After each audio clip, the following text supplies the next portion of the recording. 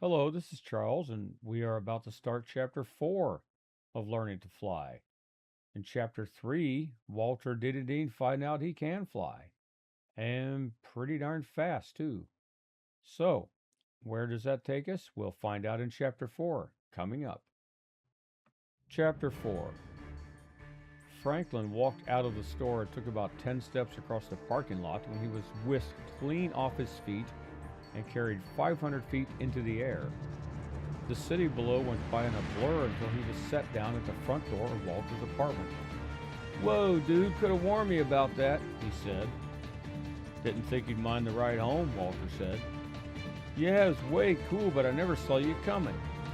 So you can really fly. What's it like?" "Like nothing you can ever imagine. You've had the dreams. This is way beyond what you'd think it would feel like. I passed an airplane. Can you believe that?" "Hey, slow down, old man. I'm the kid, remember? Can we take this inside?" They went in and sat down, but Otis was standing near the door and whining. "I'll take him out," Franklin said. When Franklin came back, Walter handed him a Coke and sat down in his recliner with a beer. He finished one beer, went for another, and finished that one. "That's weird," he said. "What's weird?"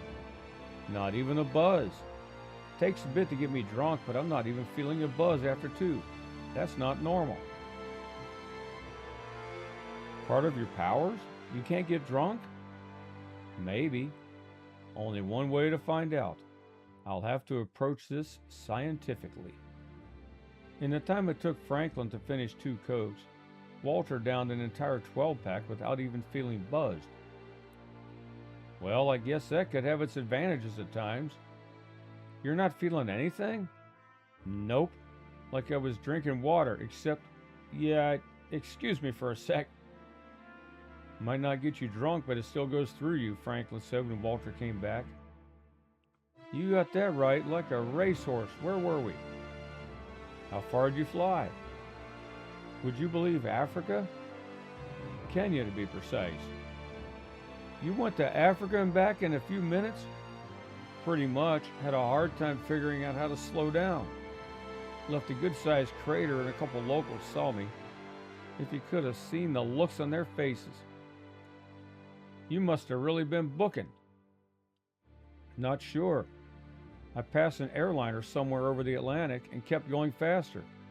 Made a sonic boom over Europe, and the next thing I knew I was over Africa. Figured out slowing down by the time I got back here. It's pretty much in the head." "In the head?" "Yeah, not like I have an engine to control or anything. I want to speed up, it just happens. I want to slow down, it happens. It's not really a physical thing. Well, it kinda is.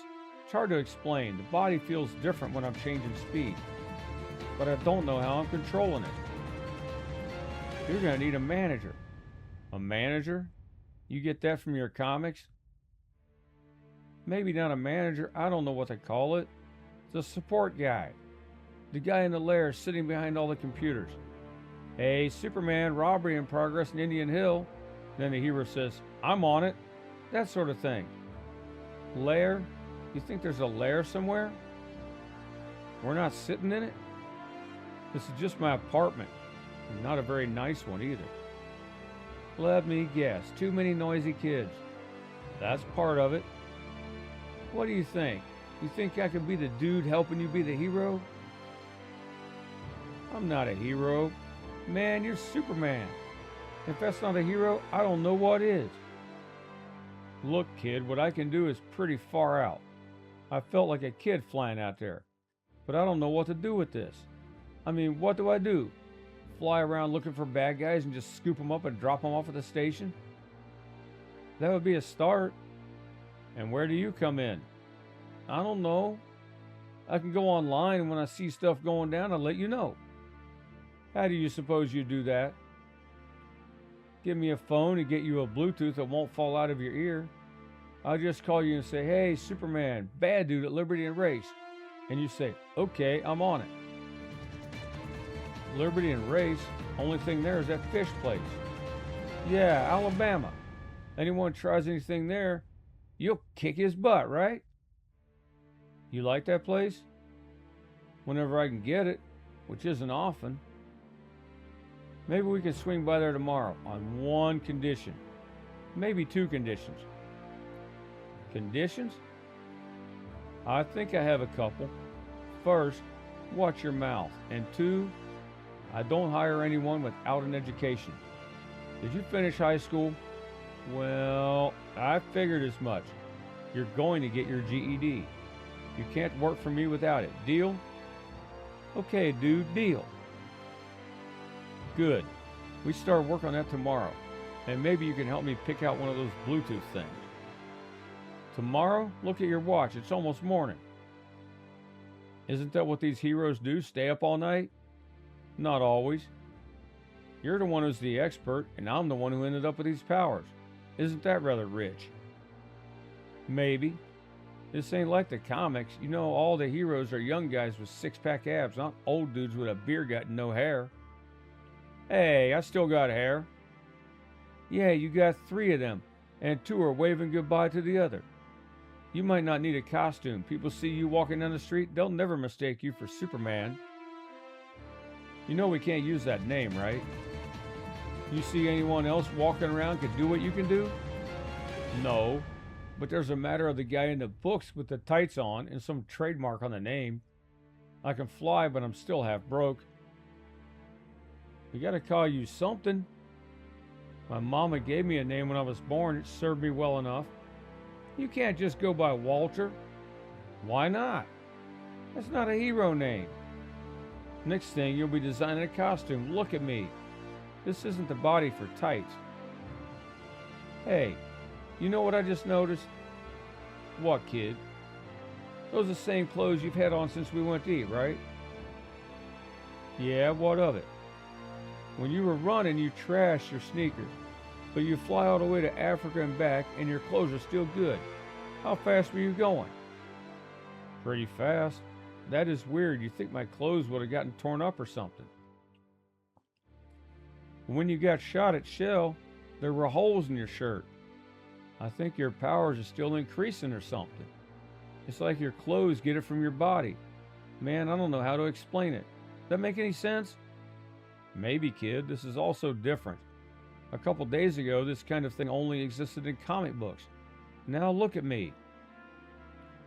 And who would have thought it would happen in Cincinnati? You had to figure we'd get a superhero before we get a Super Bowl. Yeah, kid, you're funny. One of these years, they're going to do it. This year, if they signed you, you know that wouldn't be right. What wouldn't be right? It would hardly be that sporting. You're probably right, but it would be cool, like playing Madden on easy level. On to other things. Your GED. In the morning, you're going to get online. There are places you can study for the test. I could pass that thing right now. You're not taking any chances. When's the last time you were in school? Last year? Exactly. You think everything's fresh? I ain't no dummy. No, you're not, but you forget things. Study up and we'll see about scheduling the test. You seem pretty sure stuck on me taking that test. You should be too. You seem like a good kid. I don't see you with any drugs. You got a good heart. And you got a lot of life ahead of you. You ever think about what you might want to do with it? Last couple years, I've just been thinking about the next meal and how not to get rained on. Now that we have those things out of the way, you can start focusing on more long-term goals. Get your GED, maybe go to college if you want. Get a good job. Hell, sky's the limit. Man, you're about to give me the whole American dream speech, aren't you? You can do whatever you want to, yada yada. Look at me. I'm just some poor black street kid. That's what you were, but it doesn't have to be who you are. You can be better than that. You could be better than half these dumb college kids who drink themselves silly and keep me awake half the night. And look at you. What have you done all these years? Sit in this apartment and drink yourself silly and complain about the college kids? What have I done? I worked my ass off for 30 years to provide for my family. I held my wife until she couldn't cry any longer after 2 miscarriages. Then I held my son and worked like a dog providing for both of them. and I stood by her side and was her rock when that son came back from Iraq in a body bag. I spent my savings and everything from the sale of our house on her cancer treatments. And for what?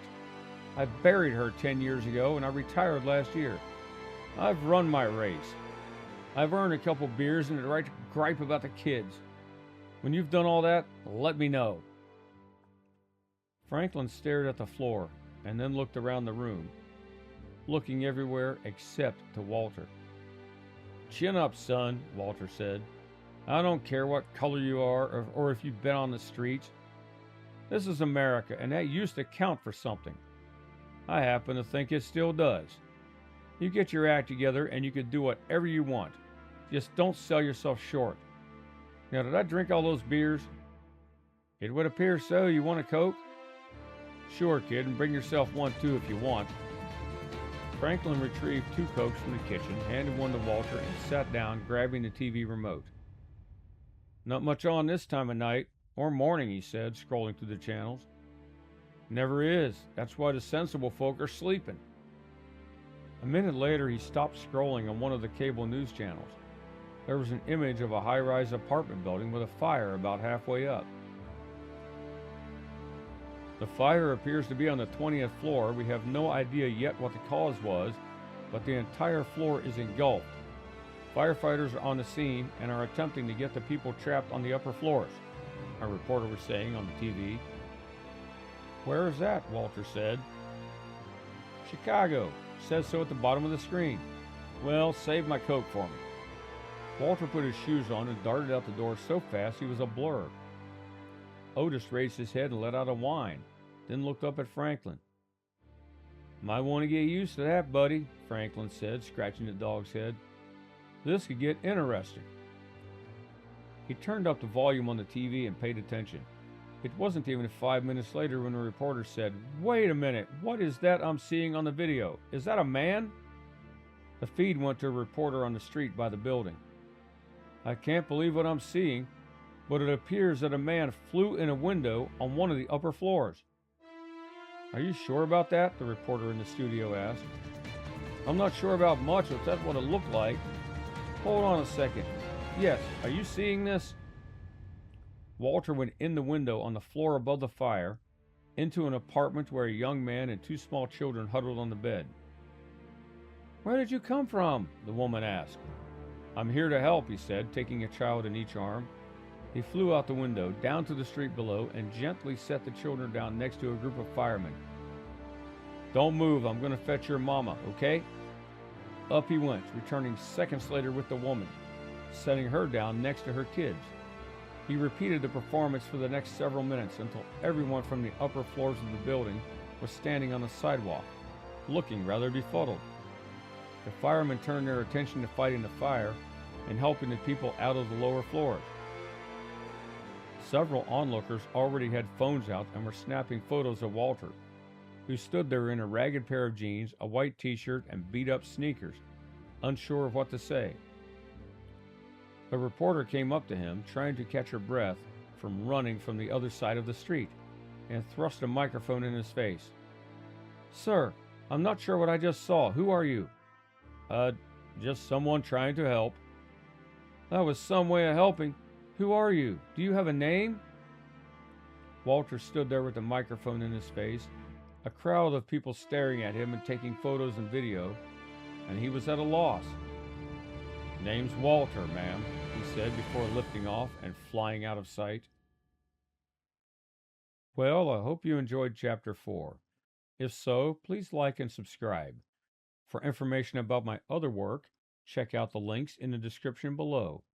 Take care, and I'll see you on the next one.